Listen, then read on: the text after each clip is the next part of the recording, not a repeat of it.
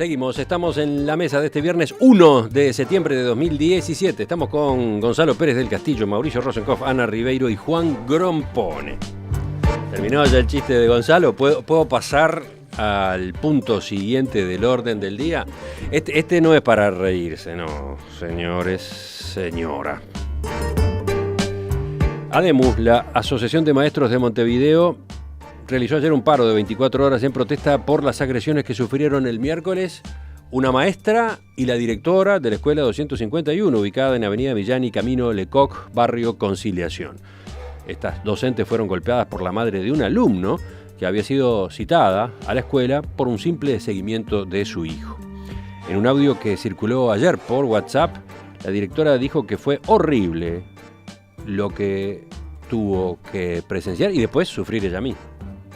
La verdad que fue horrible, horrible, horrible ver una madre como pega una patada voladora, tira a la maestra al piso y después se le tira encima como si fuera una bolsa.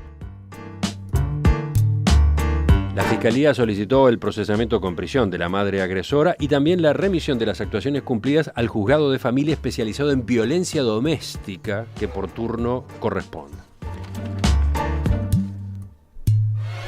¿Quién da primero? ¿Quién empieza?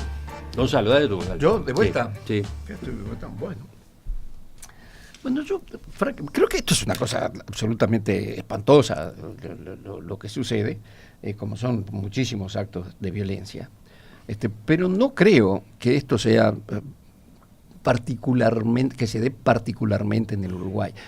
La violencia en los liceos, la violencia en los colegios es una cosa bastante conocida en el mundo, y me imagino que los padres agredan también. Y hay soluciones. Aquí en el Uruguay se está tratando, creo que se llama escuelas disfrutables o algo así, que es todo un paquete de medidas que se toma con psicólogos, asistentes sociales, etcétera, para tratar de reintegrar, tal vez no al padre agresor, pero sí al niño, que es hijo de esos padres agresores y que se siente muy mal después de un incidente de esta naturaleza. Pero para mí, más grave que esto, y volviendo un poco al tema del anterior, es que nuestra solución a esto se decreta un paro automático por 24 horas. El paro automático por 24 horas castiga a todo el mundo, menos al agresor. Castiga a los padres de los que no son agresores, a los niños cuyos padres no agreden.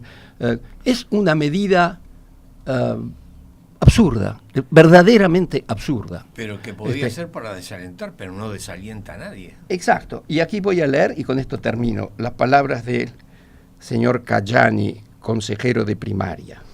Dice: de repente el paro no es la medida más eficaz, pero también tengo claro que no hay modificaciones en los comportamientos sociales si no existen relaciones de fuerza en la sociedad que produzcan los cambios. Ahora, ¿de qué está hablando este señor? ¿Cuáles son las fuerzas sociales que quieren que los padres agredan a las maestras? ¿De qué estamos hablando? Son estas frases bonitas que lo que hacen es contestar a un acto de estos con otro acto que en cierta forma es de insubordinación, es un acto de rebeldía. La huelga lo es, el paro lo es. ¿Qué se está tratando de enseñar?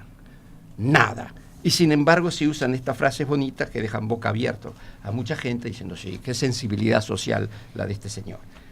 La verdad que es peor la reacción que el hecho en sí de que un individuo, porque es un individuo y por suerte son casos verdaderamente porcentajes ínfimos de padres que tienen la locura de ir a ensañarse con una maestra o un profesor. Un individuo, en este caso una individua. Bueno, un ser humano, madre, para no entrar una madre joven, ahí tenemos ya un dato complicado, ¿no? Una madre que agrede con una patada voladora, etcétera, a la maestra. Que se trepa como un tigre en una reja. Y que después vuelve, ¿no?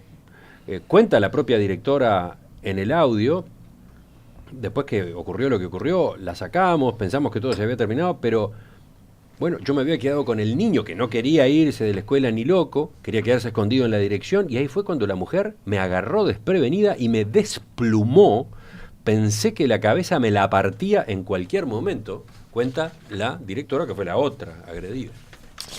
Varias cosas. La primera, para mí, imprescindible decir en esto, que tristemente es una reiteración. Otra vez este tema, lo estamos teniendo con cierta frecuencia. Es la defensa, el desagravio, la queja a favor de el cuerpo docente de este país, ¿no? Que a medida que la sociedad se va poniendo más violenta, tiene que sumarle a su oficio capacidades y cosas que no necesariamente antes sabía hacer ni tenía por qué saber hacer. Entonces ahora, además de transmitir contenidos, tienen que contener socialmente, a veces en mayor proporción que la que se espera que enseñen, ¿no? Es una cosa muy nueva para un oficio, el de maestro, el de los profesores, el de todos los educadores, que ha perdido jerarquía social. Por eso es parte también del ataque casi impune, total, ya no se respeta a los maestros como antes, que está sometido a un régimen de trabajo que es bastante agobiante, que se han hecho muchísimas mejoras, pero no son suficientes. O sea, es un grupo de trabajadores para el cual yo, primero que nada, quiero plantar bandera, mi homenaje a los sacrificados maestros y docentes del país, y qué terrible tener que trabajar en estas condiciones.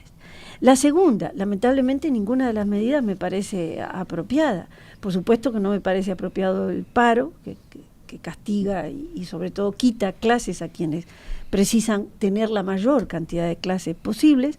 No me parece apropiado que se modifique la legislación. Nuestra legislación por el Código Penal, el artículo 316, ya castiga cualquier forma de agresión. Porque si nos vamos a poner a pensar que es este pedido de aumento de penas o sumatoria de penas, es como cuando la Estás sociedad... hablando de un planteo del sindicato, justamente. Exacto, ¿no? del sindicato, del sindicato de maestros, de ADEMO. Modificar la legislación. Es como cuando discutíamos si cambiábamos la edad de imputabilidad frente al problema de delincuentes que suelen ser menores de edad. Y la respuesta de no a la baja, se me parece que aquí se aplica. ¿Mejoraríamos algo? La señora dejaría de trepar la reja pensando, el artículo 300, no, mejor me quedo en casa. Estoy segura que eso no funcionaría. Lo que creo que sí funciona son esas cosas que ya se están haciendo. Equipos multidisciplinarios que en esos casos llegan a las escuelas, desembarcan, atienden a todo el mundo. Eso parece mucho más atinado. Lo otro es la sociedad en su conjunto, y eso ya es más difícil de instrumentar las medidas. Y creo que, no voy a decir nada que no sepamos todos, la clave está en eso, ¿no? Esta sociedad que supo ser amortiguadora, para recordar a Real de Azúa, hoy es una sociedad más violenta. Es una sociedad más violenta. La directora general de primaria, Irupe Bossetti, destacaba recién que hace pocos días se dio otro de estos hechos en un barrio completamente distinto, en el Prado. Sí, se da con mucha frecuencia. No es un tema necesariamente de sectores socioeconómicos, deprimidos, marginados, etcétera. Es una sociedad más violenta, y esto es sencillamente un síntoma. Es violenta en el fútbol, ya que estábamos hablando hoy de eso. Es violenta en su tasa de suicidios. Es una sociedad violenta por las cárceles. Tenemos cárceles que se está trabajando mucho, no digo que no, pero son muy vergonzantes. Y es violenta en el tránsito, es violenta en las redes sociales. Hay que leer las cosas que ayer se decían a propósito del tema Boca, por ejemplo. Las cosas que se decían a favor y en contra eran terribles. Hay que leer lo que se dice a propósito de cualquiera. Hay que ver los linchamientos mediáticos que hemos visto en este país a propósito de tantísimas cosas y cargos y personas. Y hay que ver el índice de crímenes por procesamientos por droga, 1.200 por año. Son índices altísimos. ¿Qué queríamos que pasara en las escuelas? Es simplemente un síntoma. Pero, dale nomás. Va Mauricio. Dale que va. Yo quiero agregar un elemento que generalmente no se toma en cuenta, y es la multiplicación de los acontecimientos que se da a partir de la existencia de los micrófonos.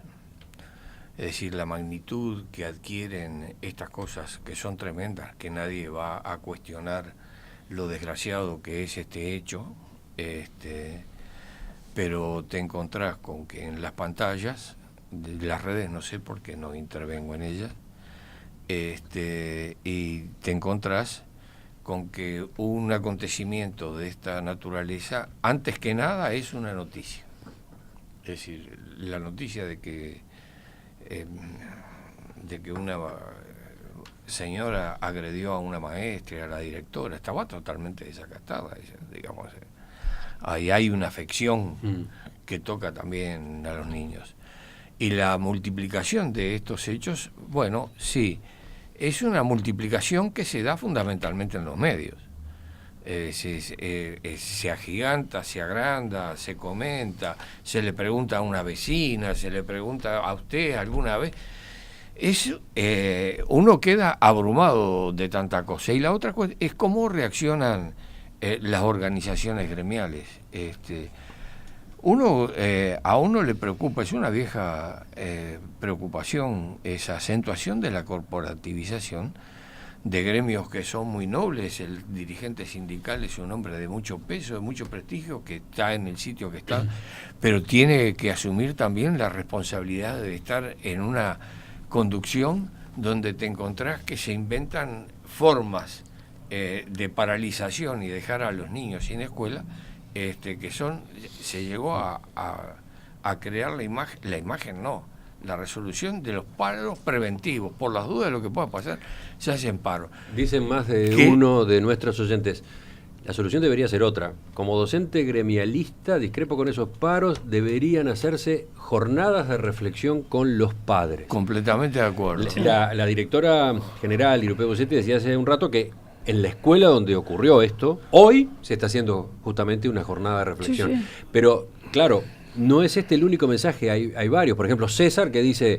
¿no sería bueno en lugar de paro tener un día de reflexión en la escuela con los alumnos y los padres? Sí, en la escuela o en las escuelas, ¿no? Pero una jornada de reflexión y no la ausencia de clases. Digamos, hay el gremio de la construcción, el Zunca, cada vez que se caía un obrero del andamio y moría, había había un paro.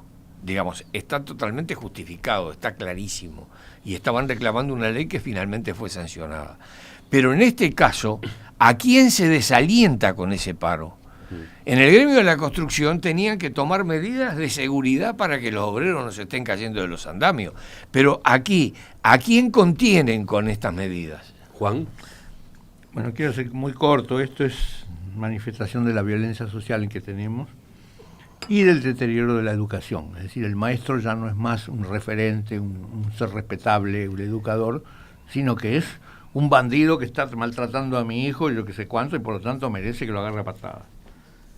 Este tema es la continuación del tema anterior. Es decir, yo creo que los dos temas obedecen a la misma razón, ¿no? A la misma razón, al desprecio que tenemos por la cultura, por la educación, por salir de la mediocridad. Entonces, es exactamente el mismo tema. Más mensajes de los oyentes sobre el tema anterior. Cierro con un breve epílogo por ese lado. Susana, de 33, dice, por favor, no olvidar que los hogares son el centro de la generación de violencia. Y quizás por el mismo lado, otro de los mensajes dice, ¿cómo será el infierno que viven esos 6 niños en su casa? Con una madre así, ¿no? ¿Qué medidas hay para eso? Pregunta concretamente quien manda el mensaje. El paro. El paro.